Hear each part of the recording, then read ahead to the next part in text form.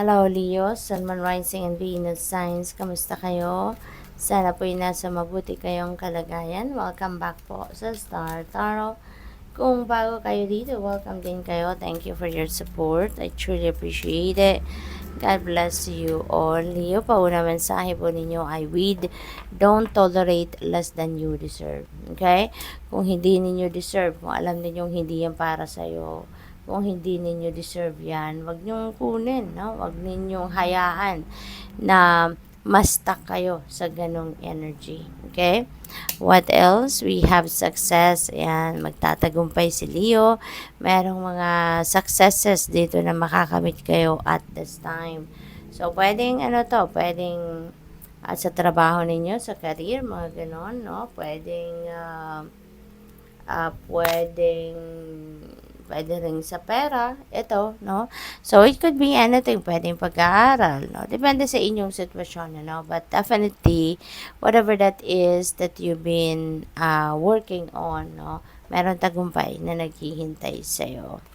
We have change as with the falling leaves, embrace change. Ayan, merong pagbabago na magaganap dito sa buhay ninyo, Leo. At ang mga pagbabagong ito could be something na ginusto ninyong baguhin, 'di ba? Or ginusto ninyong magkaroon kayo ng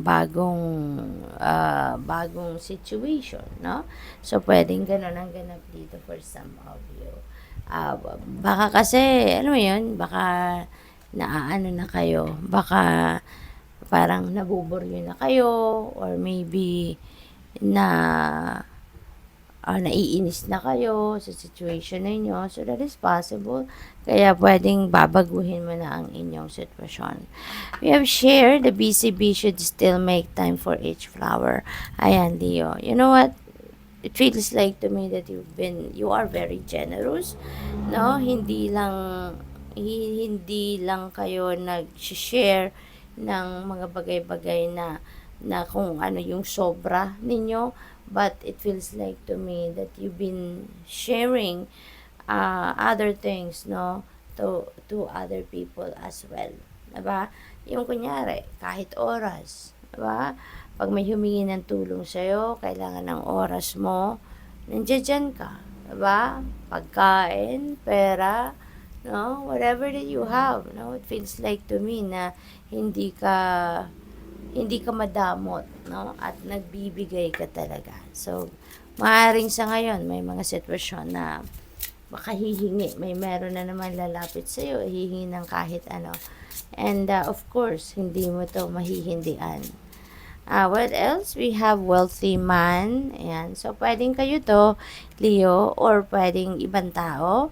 Pwedeng boss ninyo to. Pwedeng kamag-anak ninyo. Pwedeng, this could be asawa ninyo din, manliligaw ninyo, no? So, pwedeng ganun din ang ganap.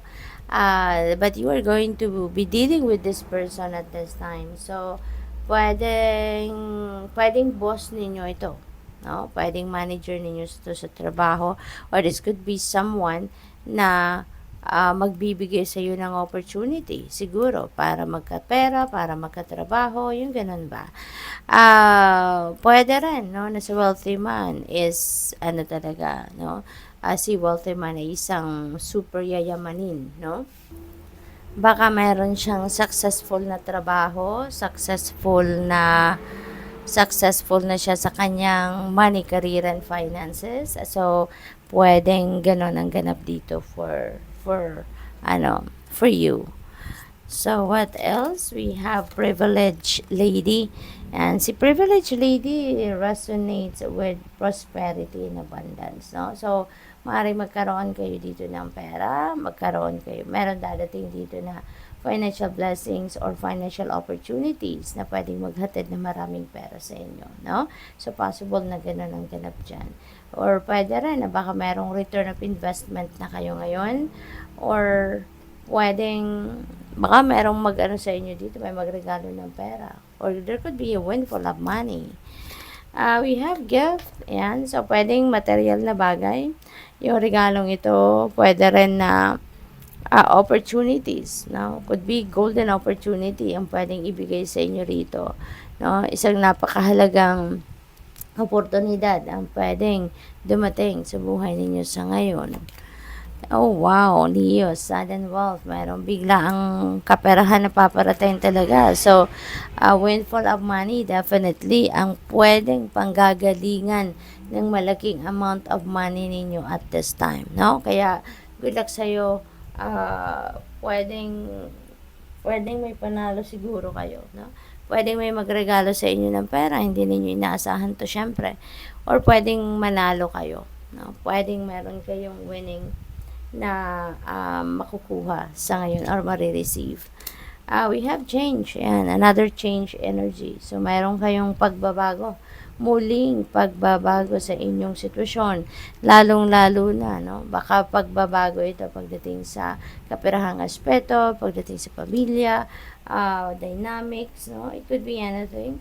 Pwede rin na magra-relocate ang iba sa inyo. Baka kayo ay maglilipat ng bahay, maglilipat ng tarahan, maglilipat ng trabaho, ng employer. Pwedeng ganon, no? Coffin. Ayan. So, this is ending and beginning energy. So, maybe talaga, baka trabaho to, i-end ninyo, no?